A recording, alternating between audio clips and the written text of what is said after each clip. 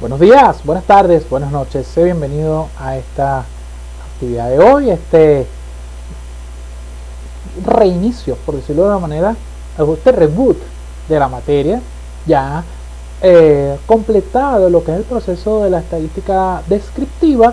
Vamos a entrar a una nueva etapa de los métodos estadísticos que están asociados a la estadística inferencial.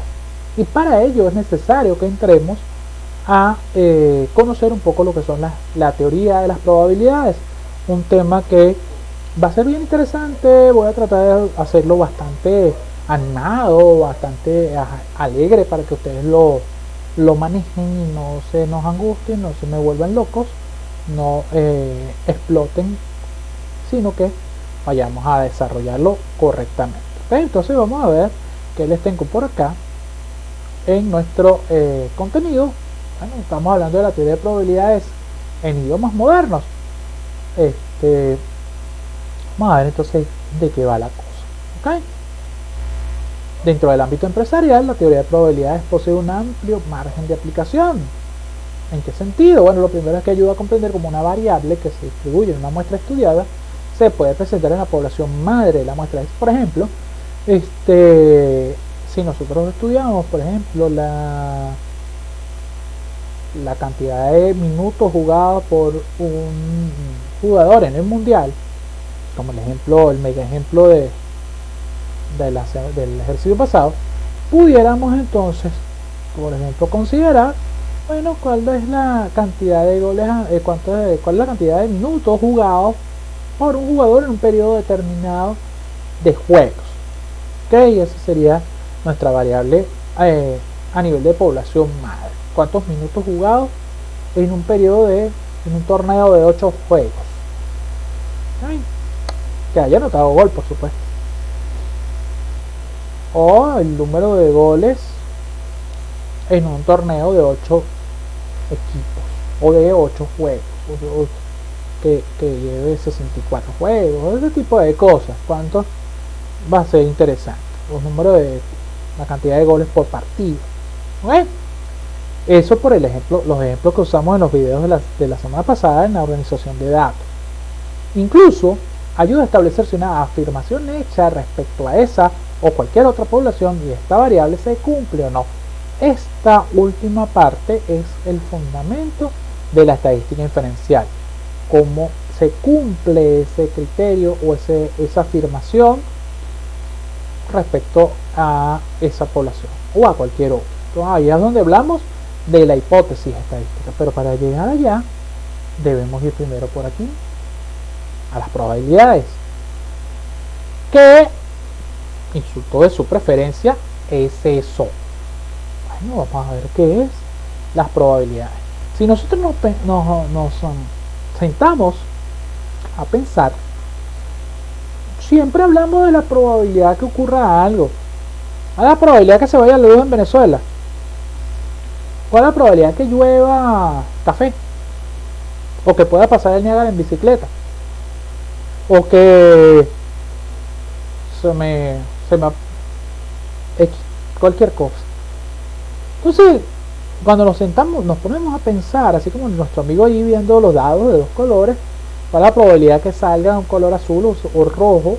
Eso me recuerda la escena de episodio 1 de Star Wars, cuando Watto estaba apostando con Qui-Gon Jinn sobre a quién de los dos entregar como en libertad. Bueno, puede soltar a los dos esclavos, Shmi y Anakin. Entonces él usa un dado de la suerte que tiene colores azul y rojo. Entonces eso lo podemos calcular, y hay una manera básica que se define como la teoría determinística o frecuentista de la probabilidad, que es simplemente calcular la cantidad de casos favorables entre los casos posibles. Aquí hablamos de que todos los casos posibles tienen la misma probabilidad de suceder, por eso se habla de frecuentista, por la frecuencia de todos los casos que ocurren en un suceso aleatorio o en un evento aleatorio. Y esos casos los podemos llamar, o los resultados los podemos llamar sucesos. Ya vamos a avanzar un poquito más en ese sentido para poder identificar de qué estamos hablando, quién es quién allí. ¿Ok? Vamos a verlo. Entonces hablamos de un evento aleatorio, y un evento aleatorio tiene ciertas nomenclaturas, ciertos nombres, igual como hicimos al principio en la estadística descriptiva. Hablamos de evento como cualquier colección de resultados de un experimento. Un experimento aleatorio es una situación que está al azar. Al azar del señor portero. Me recuerdo mucho, esa era la expresión que usaba un excelente periodista y por supuesto una voz reconocidísima en la radio y televisión venezolana, que es el señor César Miguel Rondón, en su programa matutino. Luego de leer las primeras características del día, cómo amanece, la luna, el sol, el amaneció, las temperaturas, él decía que según el azar del señor portero, el primer periódico que va a leer, el primer titular era tal, X. Y siempre variaba por eso, porque el señor portero era el que recibía en aquella época, cuando comenzó César Miguel Rondón a narrar cualquier periódico en la radio, toda la prensa le llegaba al portero, y después cuando llegaba se lo entregaba y comenzaba el programa. Ya después al final, con esta tecnología de internet y la variación que hubo, todo este proceso, ese azar del señor portero fue cambiando al azar digital de que cuál página se abría primero. Pero es eso, un evento aleatorio, un evento al azar. Un evento simple es un resultado que no puede desglosarse. Una franela negra es negra, punto. ¿Cuál es la probabilidad de que salga negra? Hay que sacar. El espacio muestral es el conjunto de todos los eventos simples posibles, es decir, todos los colores de las camisas. La probabilidad de que sea amarillo, la probabilidad de que sea azul, la probabilidad de que sea verde, que sea roja, no. Ese evento improbable. Por decirlo de una manera. La probabilidad marginal o probabilidad simple es la probabilidad de ocurrencia de un evento simple, es decir, cuál es la probabilidad de que salga la franela negra. Y la probabilidad conjunta es la probabilidad de fenómenos que contienen dos o más eventos, de los cuales vamos a hablar un poco más adelante para que no nos enredemos la existencia. Entonces, un evento aleatorio, por ejemplo, es lanzar un dado, es lanzar una moneda, y el espacio muestral, el conjunto de los diferentes resultados que pueden darse en un experimento aleatorio, los tenemos en función de qué tiene cada quien. Por ejemplo, en un dado, los 6 números del dado, a menos que sea un dado estos Dungeons and Dragons de 10 o de 18 caras, una moneda tiene cara o 6. Ahí no hay para dónde correr en nuestro caso. ¿Ok? Entonces eso se ve medio extraño, pero bueno, eso es lo que es. Eso es lo que es. No podemos hacer un experimento donde tomamos a toda la población. Tenemos que tomar una muestra también.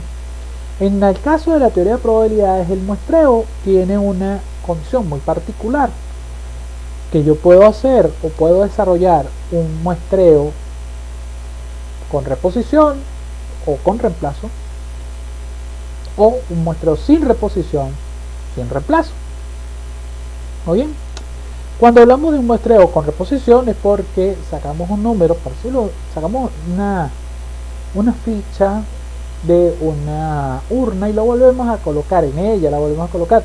Eso significa que vamos a tener una cantidad infinita de repeticiones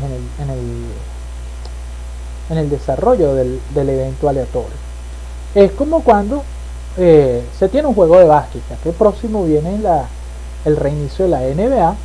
Nosotros vemos, por ejemplo, allí, aunque se ve muy poquito, se ve está LeBron James haciendo su famoso salto para rescatar la bola, y por allá está Steve Curry. Aquí se ve Steve Curry en la banca. Mira está del lado de afuera. Es porque él está preparado para entrar al campo de juego, cuando él es generalmente un titular en su equipo. Pero el básquet tiene esa particularidad. El básquet te permite rotar los jugadores, y por ejemplo LeBron James, no sé qué, salió medio aporreado, ok, lo sacaron unos minutos y él regresa después al campo de juego, al tabloncillo. Entonces eso es un reemplazo, una reposición, un muestreo con reposición. Ese es un ejemplo que a mí me gusta mucho tomar los eventos deportivos, o sea, ay, uno lo maneja mejor. Y aunque no hay quien no le gusta, pero se ubica en el tema. ¿Okay? Si el muestreo es sin reemplazo, pues simplemente al sacar ese número no lo regresamos a la urna, se queda fuera. Lo que pasa en el béisbol o lo que pasa en el fútbol. Cristiano Ronaldo, con todo su poder y su capacidad como deportista, jugador del año, premio FIFA, campeón de Europa, tanto en liga como en selección, y véanlo, después de unos 80 y tantos minutos lo sacaron del terreno, está con su chaquetín, con su franelilla de ya como jugador de banca, y a él no puede volver a entrar al campo de juego. Y eso lo hemos visto infinidad de veces, hemos visto esa situación donde sacan al jugador y después, oye, ¿por qué lo sacaste? Oye, tiene que sacarlo, el tipo puede ser un excelente jugador, pero tampoco es un monstruo, tampoco es irrompible, o sea, el tipo necesita. Entonces, ya, él salió del campo de juego, no regresa más al terreno, igual que en el béisbol, igual que en el béisbol, bueno, sustituyan a un pitcher, no, que vamos a regresar al pitcher, no, ya, salió, se quedó fuera. Entonces, ¿cuáles son los eventos probabilísticos? Bueno, los eventos probabilísticos puede ser cualquier cosa, por ejemplo, ¿cuál es la probabilidad de que un día de grabación del profesor sea el fin de semana? Ahí mata, sábado, domingo, de los 7 días de la semana, ¿ok? O por ejemplo en este caso, ya después vamos a ver unas cositas de por qué 5 sobre 20. Aquí hablamos de las bolas de color rojo de esa urna, de ese frasco, donde hay también bolas blancas y bolas azules, ¿ok? Y nos da esa proporción que nosotros vimos anteriormente, que era el número de casos favorables en la cantidad total de casos. 2 días que son del fin de semana, entre 7 días de la semana, 5 bolas rojas del total de 20. Aquí tenemos, por ejemplo, otro caso. Por ejemplo, lanzar un 5. Que salga un 5 en un dado, me da 1 sobre 6. Porque hay un solo 5 entre los 6 números del dado. Que salga otro 5. Es el mismo dado, yo no lo he cambiado. Entonces si vuelve a tener la misma probabilidad. Eso quiere decir que estamos hablando de un evento con reemplazo. En un juego de cartas de la baraja de póker, una de las figuras es el trébol. Sacar un trébol, bueno, son 52 cartas en total, si dividimos entre 4, porque son 4 palos o figuras que se presentan: el trébol, la espada o pica, el corazón y el diamante. Si dividimos 52 entre 4, eso da 13 cartas. Voy a sacar un trébol, 13 entre 52. Ya saqué la carta, la descarté, por decirlo de esa manera. ¿Qué nos quedan? Nos quedan menos cartas del total. Entonces cuando vamos a sacar otro trébol, entonces tenemos 12 del total de 51. ¿Por qué 12? ¿Por qué 51? Porque restamos una carta del mazo y restamos un trébol del palo, que son las 13 cartas del mismo tipo, del mismo color. ¿Okay? Aquí hablamos del puestreo sin reemplazo, porque no estamos devolviendo la carta al mazo. Igual pasa cuando vamos a sacar de nuestro frasco una canica roja. Una canica roja, 5 sobre 20, ahí lo tenemos todavía. Me dicen ahora sacar una canica azul, pero ya saqué la roja y no la estoy devolviendo. Eso quiere decir que hay menos del total. Quitamos una del total, son 19, pero me dicen que como es ahora una canica azul y la canica roja ya salió, quiere decir que tengo 4 canicas azules del total. Ahora sí me están diciendo, bueno, ¿cuántas canicas azules tengo? 4. del total de 19 que me está quedando por una que ya saqué. Sacamos una canica roja, sacamos una canica azul, nos queda sacar una canica blanca. Como ya sacamos una más de ese 19, resta 1. Me perdí el cursor, aquí está. De ese 19 se resta 1, quedan 18. Pero ¿cuántas canicas blancas hay? Hay 11. 11 más 4 más 5 son 20. ¿Ok? Pero ya saqué 2 canicas primero, por lo tanto el total son 18. Sigue siendo un muestreo sin reemplazo. ¿Ok? Cuidado con eso. Como vemos, refrescamos la idea de lo que es el lanzar un dado. Al lanzar un dado, la probabilidad de todos los números es igual. Al que salga 1 es un sexto, que salga 6 es un sexto. Cuidado con eso, eso es importante que lo tengamos en cuenta. Esos son eventos únicos porque es una sola situación que se presenta. ¿Ok? Pero esos valores que hemos visto, que nos están dando, están sujetos o corresponden a enunciados formales de la probabilidad, que son los axiomas. ¿Ok? Nosotros hemos escuchado ese término de axioma.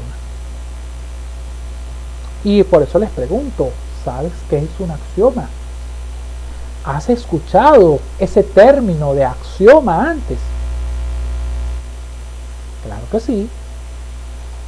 A menos que no lo hayas visto. A menos que no hayas visto la película, no has visto. O no sabes cuál es ese término. El axioma. Sí, la nave donde viajan los humanos, donde Wally tiene todo este enredo de lo que pasa en la película y que por supuesto tiene una particularidad. Y bueno, no quiero hablar, eso lo puedo tomar para otra cosa, por ejemplo para mi video, para mi canal secundario. Hablar un poco de esas teorías. Igual esas teorías se consiguen por YouTube, no les voy a quitar más tiempo en ese sentido.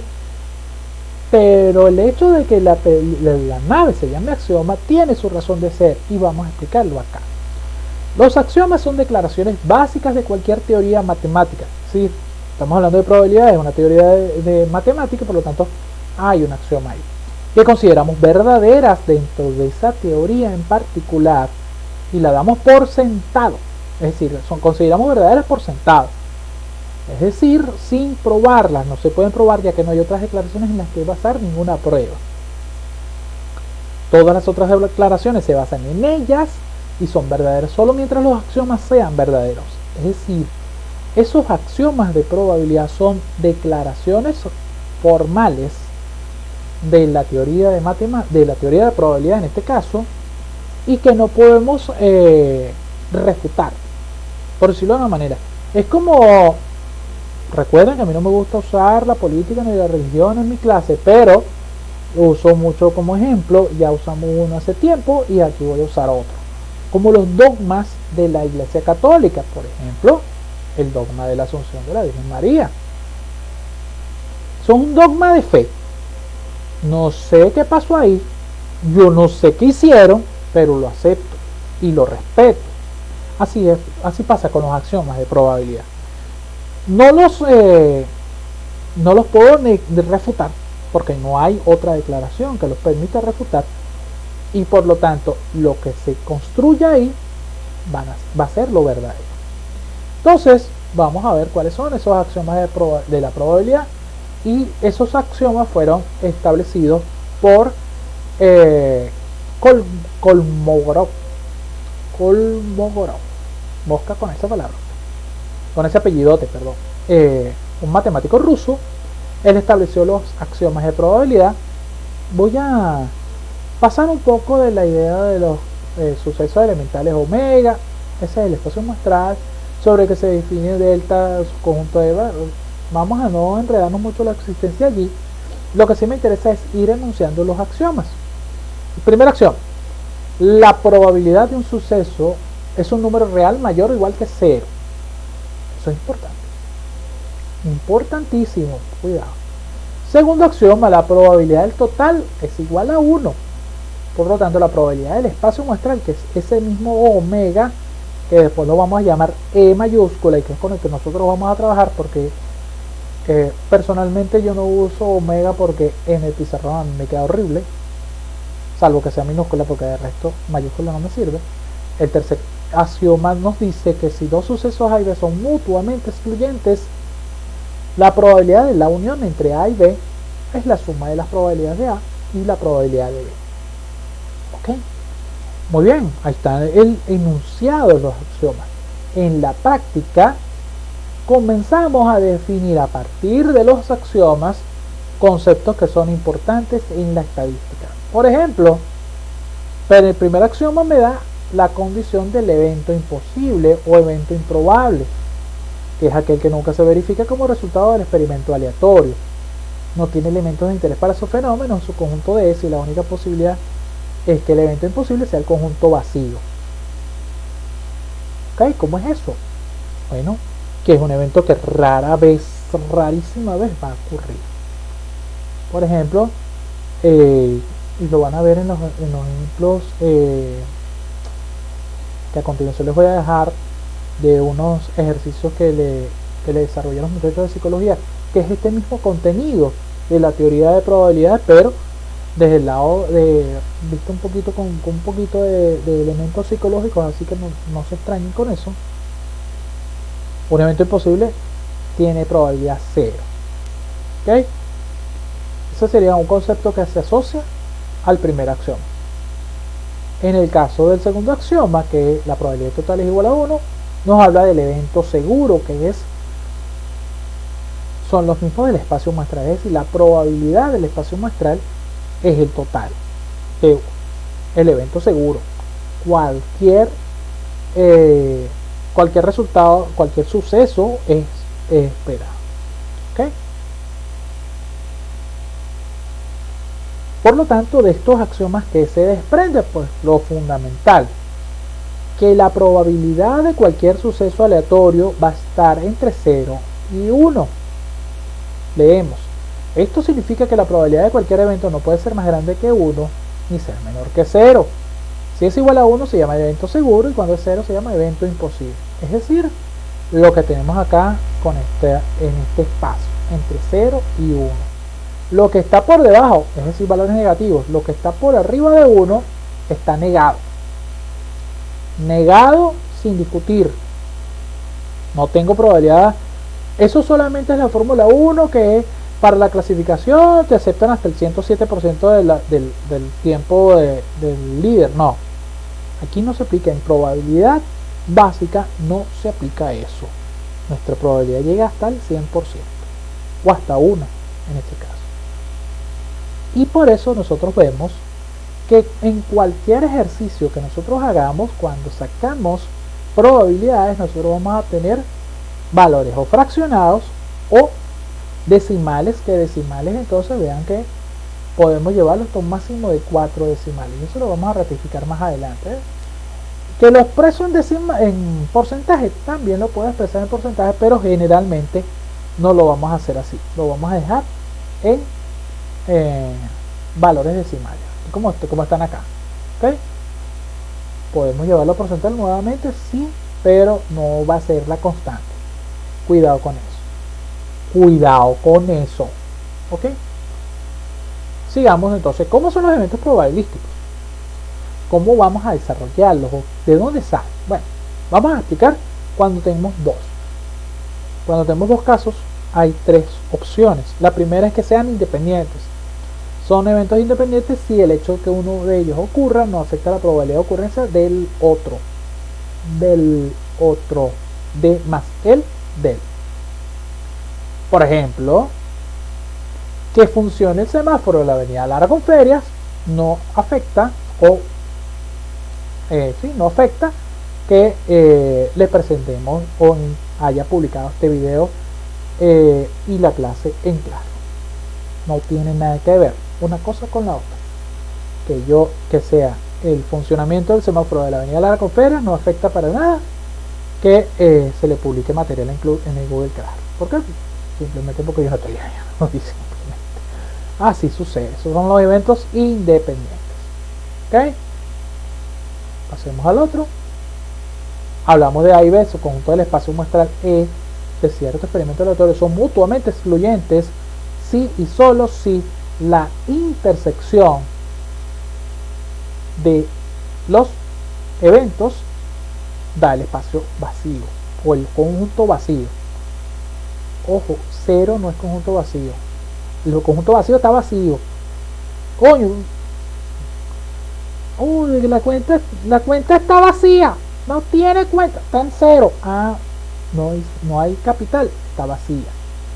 Entonces, veamos que A y B son mutuamente excluyentes porque aquí no hay una combinación. No están unidos y por lo tanto, al ser mutuamente excluyentes, vean que aquí ahora aparece esa U normalita es la unión, la U invertida es la intersección, como parecía allá arriba en el axioma de el tercer axioma de Kolmogorov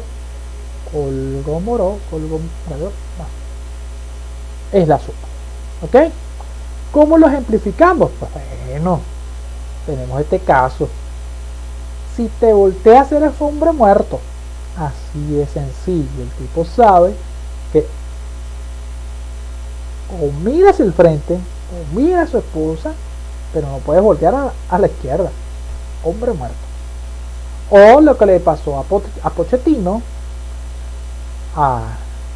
Pochettino, cuando iba con el Tottenham, supuestamente para ganar la liga inglesa, la Premier League, y llegó el Leicester y le pasó por las barandas, como se dice en el argot hípico venezolano, pasó por las barandas y recién ascendido 2 años y ya era campeón de liga.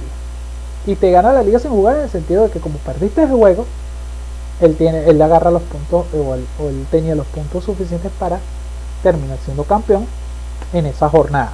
Ya después, pues bueno. Entonces esa es la cara que queda. ¿Por qué? Porque no quedó campeón. Entonces ahí ¿qué es lo mutuamente excluyente? ¿Quién es campeón? ¿Es campeón Leicester? ¿O es campeón Tottenham? ¿O es campeón Manchester City? ¿O el Manchester United? ¿O el Chelsea? Pero no pueden ser 2 campeones a la vez. Igual que en la Liga Española, en cualquier liga de fútbol, en cualquier torneo, siempre, como dice la canción de Ava, el ganador se lo lleva a todos. Los demás que vayan a llorar para el baño.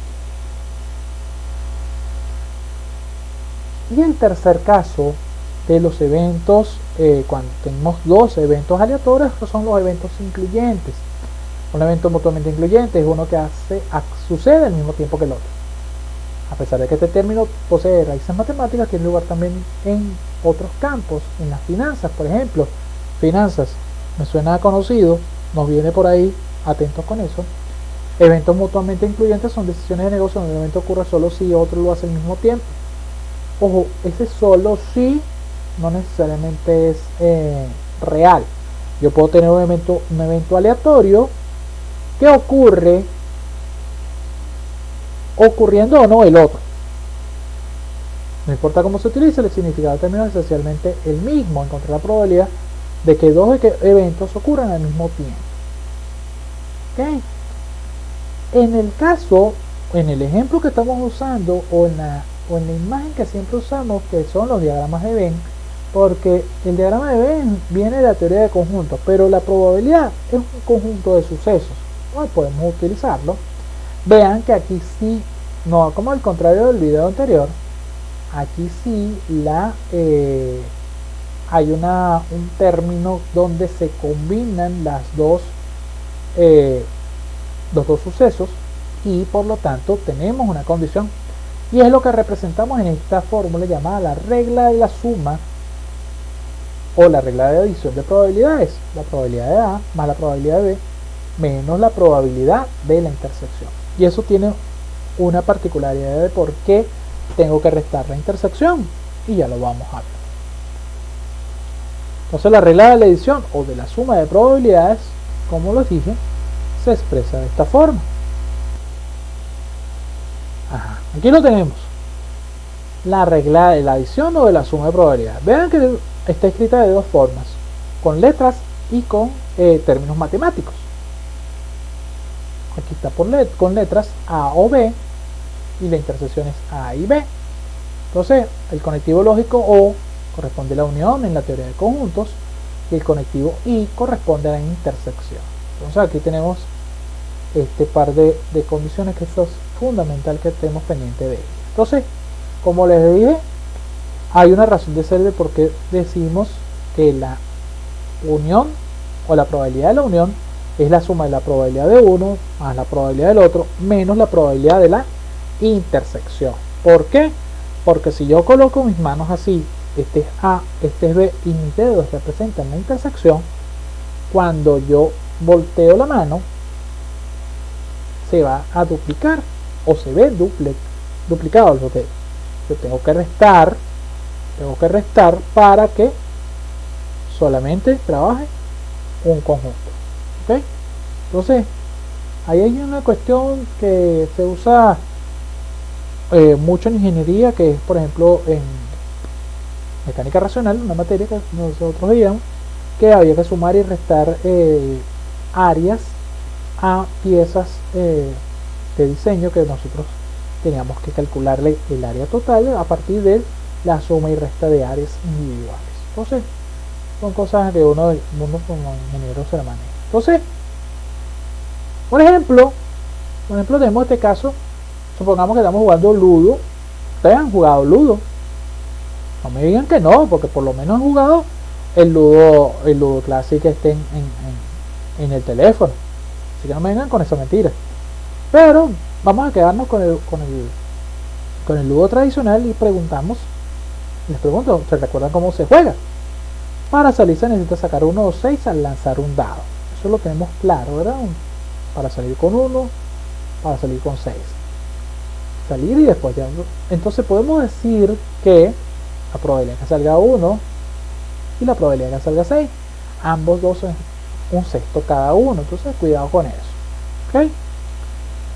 Por supuesto, el dado no tiene o sale 1 o sale 6, mutuamente excluyente. ¿Sí? Eso quiere decir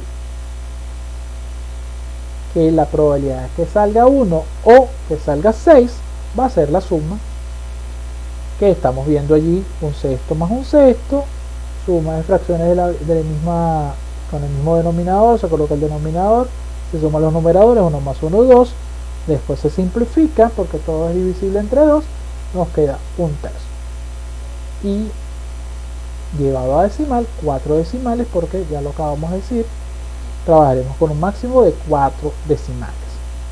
Eso es importante que lo tengamos en cuenta para cuando estemos desarrollando los ejercicios de probabilidades. Trabajar hasta un máximo de 4 decimales. Eso es muy importante que lo tengamos en cuenta. ¿Okay?